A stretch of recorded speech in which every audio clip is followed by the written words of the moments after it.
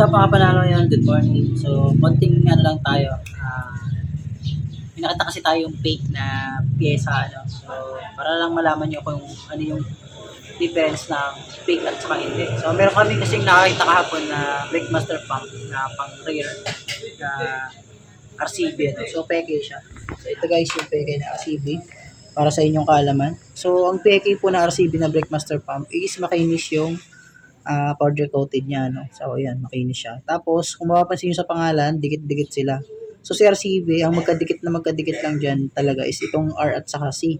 So, kung mapapansin nyo naman dito is yung agwat ng mga letra, ay dikit-dikit sobra.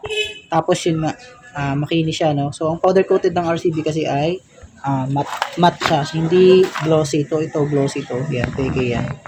Mapapansin nyo. So, buksan natin yung original na RCB. Sa pagbibili ka ng RCB, yan, may mga ICC talaga yan. Sa katunayan na legit talaga. Ano. Saka ito pa, mapapansin nyo may serial siya. Yan, o. Diba? So, ito, laki ng agwat. Kung mapapansin nyo, ito yung original. Tapos, matte yung powder coated niya. Yan, o. Matte siya. Tapos, tignan naman natin dito sa lower part. So, lower part naman, wala namang pagkakaiba halos. Halos parehas na parehas, ano. Then sa mold, yan, kung makikita nyo yung mold din na ginamit dito. Sa RCB kasi pulido yung mold na ginamit, ano. So kung mapapansin nyo yung liner nito, may sobra-sobra siyang aluminum, ano. Yan, no. Tapos yung dito, malinis, ano. Ibang-iba yung pagkakagawa. Ayan. So pag peke yung RCB nyo guys, ito, maabot lang minsan ng mga buwan lang. Hindi pa matagal ng isang taon, sira na. Hindi tanggal ito mga original. Taon ang ano nito ang tinatagal. Tapos ang maintenance nito is palitan niyo lang siya ng fluid every 8,000 kilometers to 10,000 kilometers. Yun lang magiging maintenance niyo sa mga Breakmaster pump. Alagaan niyo lang sila sa brake fluid. So ang cost nito kahapon is sabi ng may-ari na wala daw yung preno sa likod. So kung mapapansin niyo pumutok na siya dito.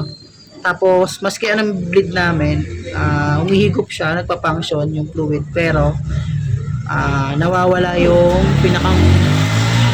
yung tigas ng preno. So sumisingaw na siya dito sa ilalim. So sa iba nire-repair lang to yung repair kit, pero ako hindi ko ma-advise yun kasi preno po ito, hindi po tayo dapat nagre-repair na lang ng basta-basta ganito. Kung maaari palitan po natin, ano. Yung repair kit kasi mura lang yan, no? Sabihin na natin ng mga 200 pesos or 180 pesos yung repair kit. Ang problema is pag bumigay ulit or nasa kasagaran kayo na matulin kayo, bigla kayo nawala ng preno. Huwag kayo manghinayang sa gastusan yung motor nyo pagdating sa preno kasi ito yung nagpapahinto sa motor natin, ano. So guys, so ayan, makikita nyo.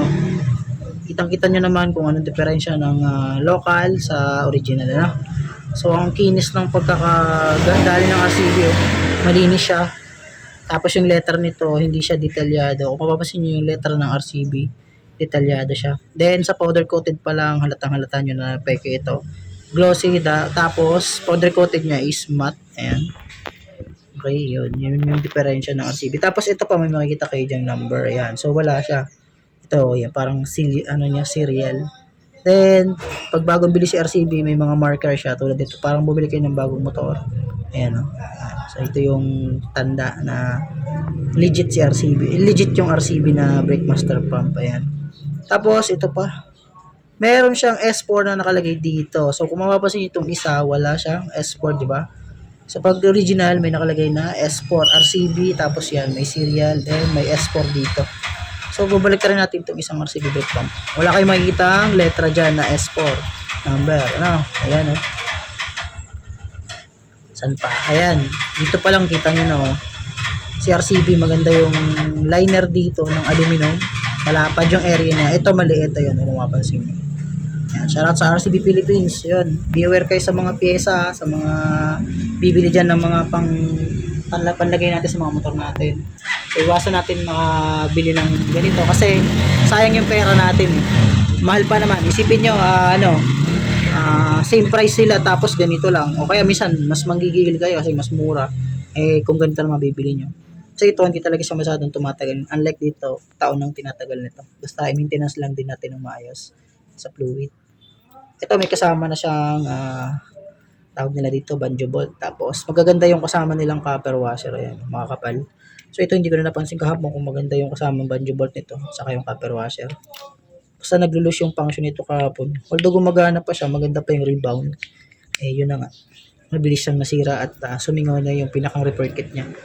Yun, kaya nasabi ko, pag may sira yung repair kit nyo, huwag nyo nang repairin, huwag nyo nang palitan ng repair kit. Bumili na lang kayo ng bagong brake master pump kasi, ayun, tawag dito, delikado kasi preno po yan, huwag natin tipirin, ano? Huwag natin tipirin yung motor natin pagdating sa preno. Yun po yung nagpapahintuta sa atin kapag nanakbo tayo. Mga sudden stop, biglang may tumawid na tao or something kung ano man, may lubak, diba?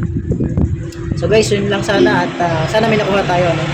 Ayan, shoutout ulit sa RCB Philippines. Pasuwi naman po ng aming crankcase na nasira. Baka naman po makapalitan nyo.